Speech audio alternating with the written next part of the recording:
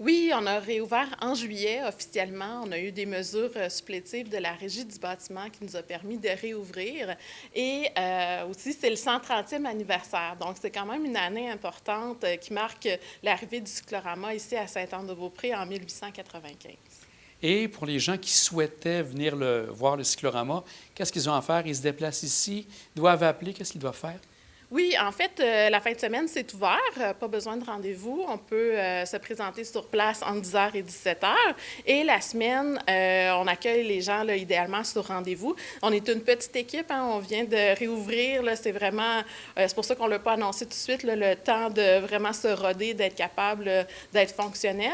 Donc, on amène les gens sur la galerie d'observation. C'est des visites guidées, accompagnées, ce qui nous permet d'expliquer l'histoire de l'œuvre et du cyclorama, de le contextualiser dans le monde.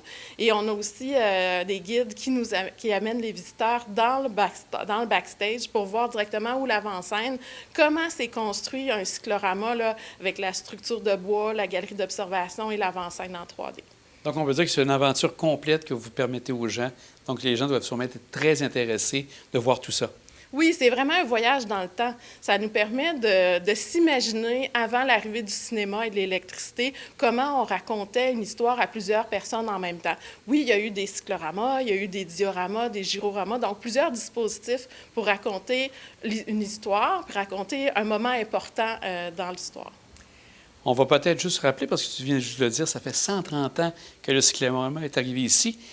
Est-ce que tu peux nous dire un peu rapidement comment ça s'est fait? Parce que la structure n'était pas ici à la base. Elle était à quel endroit à la base? Oui, c'était à Montréal. En fait, le cyclorama a été construit, réalisé aux États-Unis. Hein. C'est des artistes peintres, 5 artistes qui ont été engagés pour produire cette œuvre magistrale-là pour la ville de Montréal, qui était dans un boom industriel à ce moment-là.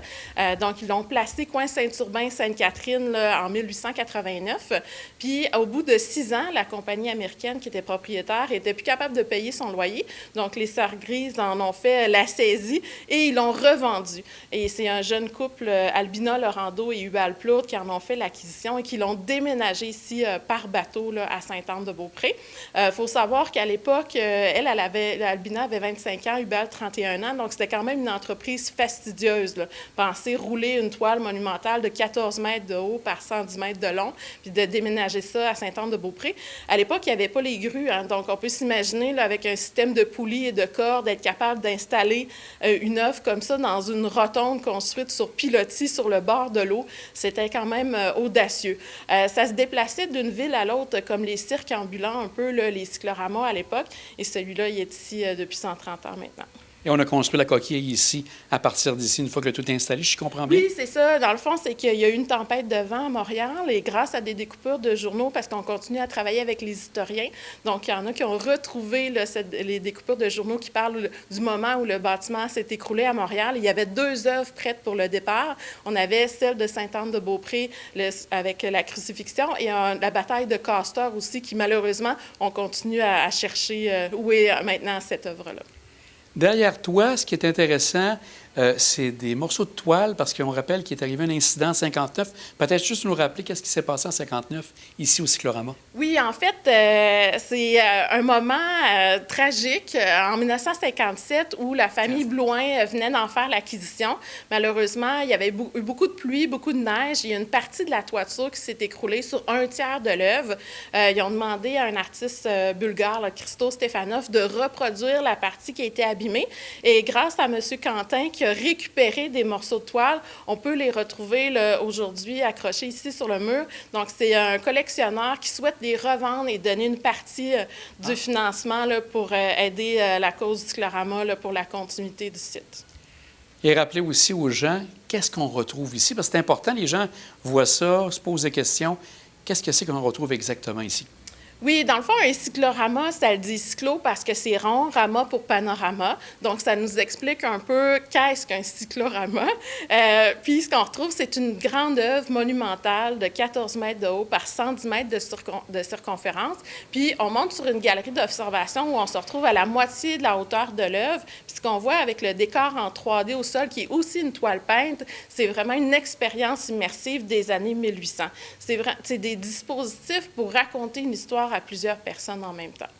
Et l'histoire qu'on raconte, c'est le jour de la crucifixion, j'ai bien compris? Oui, la thématique de l'œuvre, c'est Jérusalem au moment de la crucifixion. Donc, ce qu'on voit, c'est vraiment Jésus là, sur la croix avec le Golgotha, mais on voit aussi toute la ville de Jérusalem avec son architecture typique d'époque, avec aussi les voyageurs, les gens qui arrivent à dos de chameaux, les pèlerins aussi, les gens qui se promènent, qui voyagent d'une ville à l'autre.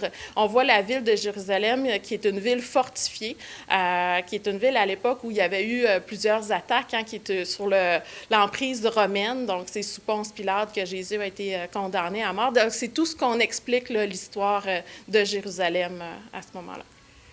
Le cyclorama est resté fermé combien de temps? Si on le réouvre en 2025, ça avait fermé quand la dernière fois ici? Oui, ça l'a fermé en 2018, l'ancienne administration qui avait décidé de fermer lors de l'avis de classement parce qu'ils savaient que ça allait être assez difficile de suivre la loi du patrimoine. Puis il y avait plusieurs obstacles à ce moment-là. Il y a eu des contraintes au niveau de justement de la sécurité, prévention incendie. Donc, on a d'un dossier à l'autre, on est arrivé à régler plusieurs des difficultés. Donc, ce qui nous a permis de réouvrir en 2025. Et tu me disais aussi qu'il est à vendre. Ça me surprenait parce que je ne savais pas que vous étiez encore à chercher un acheteur. C'est toujours cette possibilité-là que vous avez en tête pour faire la suite, j'ai bien compris? Oui, en fait, c'est le mandat qui a été donné au conseil d'administration en 2021. C'est vraiment de trouver pour la continuité du site patrimonial des repreneurs. On travaille avec le Centre de transfert aux entreprises qui est maintenant Repreneuriat Québec pour être capable de trouver les bonnes personnes pour la continuité du site. Est-ce que ça va être un OBNL, une entreprise privée? Donc, la plupart des cycloramas aujourd'hui dans le monde, c'est un OBNL qui en fait la gestion et avec une fondation pour l'entretien et la préservation de l'œuvre. Donc, est-ce que ça va être encore ça? C'est les questions qu'on se pose. Il y a un projet qui est à l'étude actuellement par Développement Côte-de-Beaupré pour voir quelle serait la meilleure forme et la meilleure fonction pour l'avenir du cyclorama. Bien, Annie, on voit que c'est de belles nouvelles quand même de voir déjà qu'il soit ouvert. Et on espère par la suite que vous ayez des gens qui viennent reprendre le tout et poursuivre cette belle œuvre vraiment intéressante. Un grand merci à toi. Merci beaucoup. Merci.